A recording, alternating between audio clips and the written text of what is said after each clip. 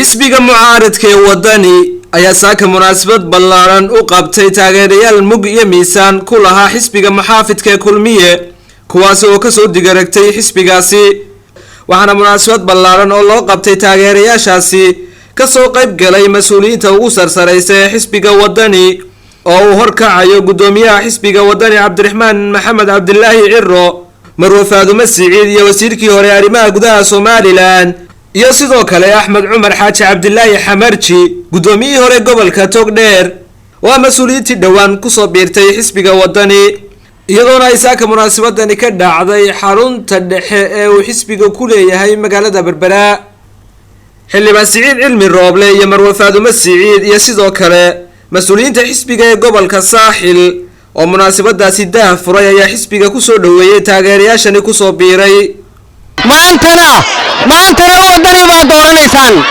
Berbera waa wadani Saaxil waa wadani waa kaan Saaxil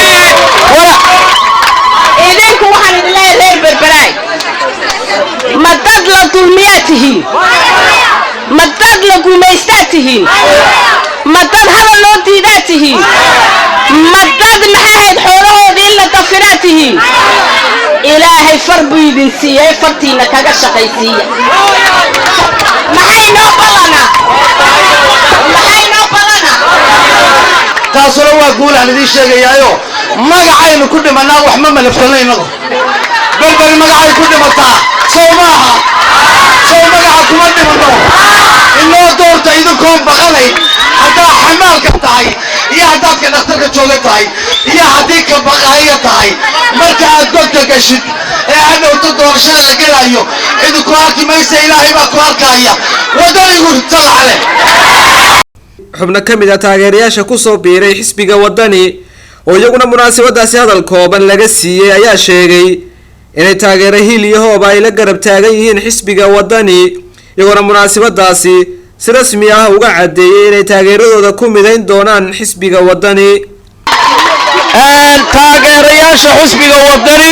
gaar ahaan taageerayaasha faraha badan ee karaamada leh ee ila socday ee igala yimi xisbiga kulmiye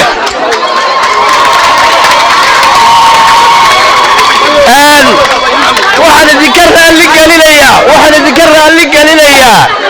hudheelkaynu kuraysanay 1200 kursi aynu kuraysanay aynu tagaynay ee xukuumaddu inaga joojisay ee saaxiibo badan oo ila socday ay ka cadhoodeen ay igaga baqan yihiin oo ku dagaalanaynu diidnay ma dagaalamayno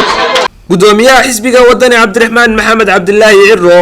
oo gabagabadii munaasabadaasi soo afmeeray ayaa sheegay inuu gacmo furan ku soo dhaweynayo taageerayaashani ku soo biiray xisbiga wadani sidoo kale waxa uu gudoomiyaha Cabdiraxmaan Cirro uu nasiib xumo ku tilmaamay inay xukuumaddu ka hor istaagto Hotel Mansour oo xisbiga wadani ugu talagalay inuu ku qabto munaasabadani uu ku soo dhaweynayo taageerayaashani ku soo biiray waxaana hadaladii gudoomiyaha Cabdiraxmaan Cirro ka mid ahaa sida tan waxaan kale u mahadnaqayaa dhammaan taageerayaashii muggalaha iyo mas'uuliyiintii hogaaminaysay ee ku soo biiray xisbiga wadani waxaan leeyahay walaalayaal qalbi furo ku soo dhawaada nabadgelyada xukuumadda ka mas'uula jiwaaba ladnaydoo dhagxaan bay u soo dhiibtay maanta Berbera maxaa ka dhacay maanta waxaynu xafladda ku qabsan lahayn hoteelka Mansour ee magaalada Berbera maanta waxaa la dhigay ciidan lama dhigin waxaa la dhigay technico beebeeyaa la keenay beebeeyo weli kulmiyo laguma samaynin beebeeye laga hor joogsado hodheelo laakiin kulmiyaa sameeyey mas'uuliyiinta ugu sarsareysa ee xisbiga mucaaradka ee wadani ayaa muddooyinkii u dambeeyay waxay ku hawlanaayeen isla markaana ay munaasabado kala duwan u qabanayeen taageerayaal aad u tiro badan oo ku soo biirayay xisbiga wadani waxaana taageerayaashani uu maanta xisbiga wadani u qabtay munaasabadani ay noqonayaan taageerayaashii ugu tirada badnaa ee gobolka Saaxil kaga soo biira xisbiga wadani Khalid Xasan Nuur telefishinka madaxa bannaan ee Bulsha TV magaalada Berbera.